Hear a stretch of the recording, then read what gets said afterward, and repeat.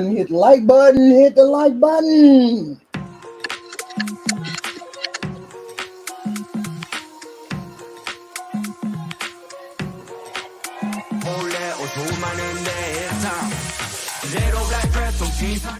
Here we introduce Brian. Are you ready? Yeah. All right, Brian. Where you calling me? Where you calling me from, babe? Savannah, Georgia. Savannah, Georgia. What you do for a living? I'm retired. Retired. In my spare time, I do philanthropic work with veterans. I set up a 501c3 in Wilmington. Did a couple podcasts, a couple TV appearances, but I just support veterans in my free time. So when we put down just retired for your job? Yeah. Okay. I ain't working for nobody. I ain't working for nobody. I am not working for anybody else. Okay, fair enough. How old are you, Brian? 51. How many kids do you have and what are their ages? 4. And the youngest is, she's 25. Give me all 4 ages, please, Brian. 25, 27, 30, 32. All by the same woman? No, I had 2 marriages, so. 2 marriages, so 2 women. Okay. When did you get divorced last? 2009. There's a test called the Myers-Briggs Personality Assessment, MBTI. It was developed by sisters, psychologists. They've updated over the years. World. It has 16 distinct personalities: introverts, extroverts, sensing, feeling, thinking, judging, that kind of thing. And it just so happens INFJ is one of the rarest ones out there. Me and my son actually share that, my oldest son. And, it's just kind of like, it's a walking contradiction of like loving humanity, but at the same time, kind of doing the Schadenfreude thing where you're like, I told y'all. I thought I told y'all. Wait a minute, wait. You need to paint that shit on your forehead because most people don't give a fuck and don't know what it is. I get it, I do, but other motherfuckers don't. So why did you need to mention that shit? Because we can't tell what kind of personality you got. Now we think you arrogant. Now we think you bragging on your motherfucking self. Now you really don't look good. Like, what the fuck is he talking about? That's exactly what everybody's saying. What the fuck is he talking about? What kind of woman are you looking for? Just someone that knows who she is and knows what she knows where to put me in her life. This motherfucker done gave Kendra a headache. Look at Kendra's face. Like, what are you talking about? I'm even here sitting there trying to figure out what you talking about. We asking you, what do you want? Not what you don't like. Get on this motherfucker trying to tell us what you don't like. Tell us what you like. Stop worrying about what you don't like. We don't care what you don't like. Don't come up here doing no extra. You already did some extra. Stop it. Are you preparing your household? Why did each of your divorces end? I say he's such a, and that's the thing. You such a intuitive personality. You got such a rare personality where you can be intuitive, sympathetic, empathetic, and all that other bullshit that ENFJ or whatever the fuck you called it. You so intuitive and you so optimistic and all this other stuff. How you got 2 failed marriages? If you so in tune, how you got 2 failed marriages? That's all I'm asking.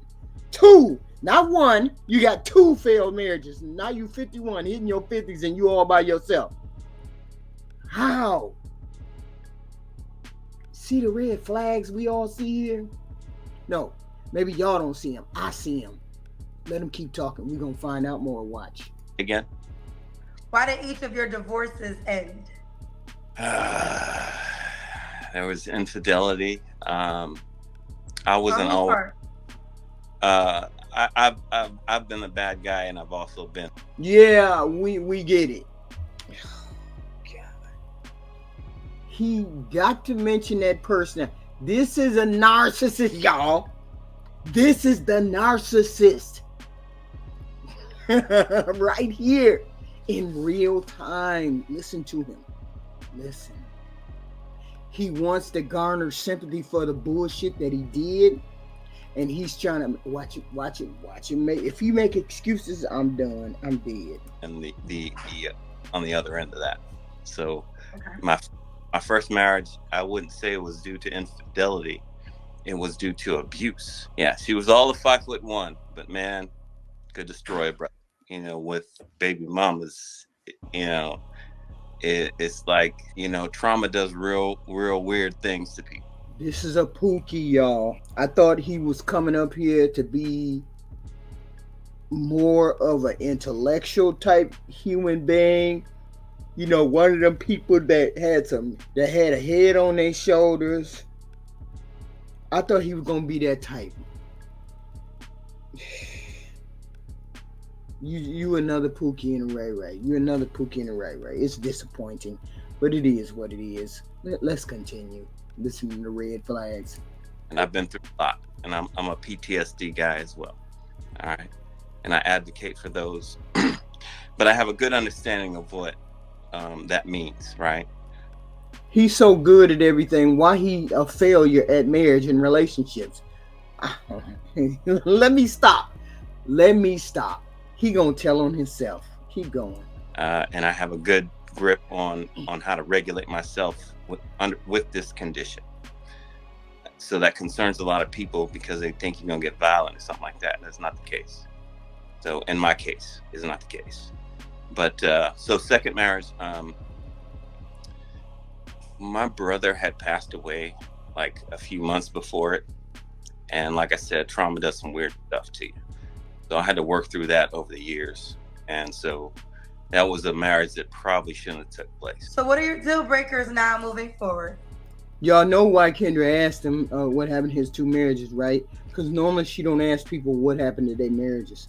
She asked him because he come across as a cuckoo bird. Not a cuckoo bird in the literal sense, but a cuckoo bird as in you don't know how to you don't know how to start putting yourself in front of people.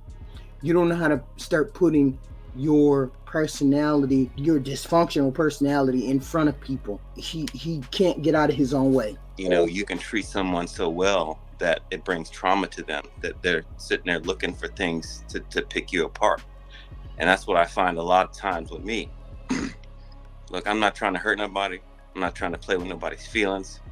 I just want somebody that understands who they are as a genuine person, send themselves to me in that fashion, right? And hopefully they are as attractive, you know, mentally as they are physically. Hopefully they have some kind of, you know, sense of like, you know, keeping in shape, that kind of thing. And hopefully they're open-minded and educated and intelligent. You know, there's a difference between education and intelligence. So Brian, what's your deal breakers exactly? Deal breakers. I'm sorry I was avoiding. Yeah, someone that doesn't know who they are. Okay. And someone also tries to pick you apart, you said, correct? Yeah, and wants to bring chaos or disturb the peace. I'm all about protecting my peace. Okay. Should she look a certain way? Say that again. I didn't hear the first part. Do you have an appearance requirement? Should she look a certain way? I mean, I prefer things to be on the more natural side. All right. It seems like nowadays a lot of women are wearing the same uniform. It's like, you know, long lashes, long hair, and whether it's theirs or not is debatable. And I'm not going to get into that discussion. I'm not hating on nobody. You do what you need to do. But I don't remember being in the man meeting where they ask us, hey, do you want women to have 2-inch eyelashes? And I'm like, I don't remember being in that meeting. And I don't remember that being something that I wanted. I just want her to be dignified, classy, have good posture. DK Holloway Diesel said, bro, you about to have everyone in the comments drinking. Facts. Facts. Because you long-winded like a mug. And it's all about you. Let's go. You're doing too much. You're doing way, way, way too much, bro. Heard that before. You heard that before, okay? Yeah, like best friend, he me. He said, "You say too much, man." Somebody that's long-winded, ain't trying to have no fun, and just too serious for the show. You got the right one. I'd be ready to hang up. I wouldn't be interviewing nobody else because he would take up the whole show. Because this is what you need the whole show to deal with him. You know, or we interact, and it's like I just get ghosted. So. Why do you think they ghost you after you talk to them? See, I'm gonna seem arrogant if I do this the right way. But if I express my thoughts honestly, I would tell you that, you know, people get intimidated. People get intimidated by height, by looks, by fitness, by intelligence, a lot of things.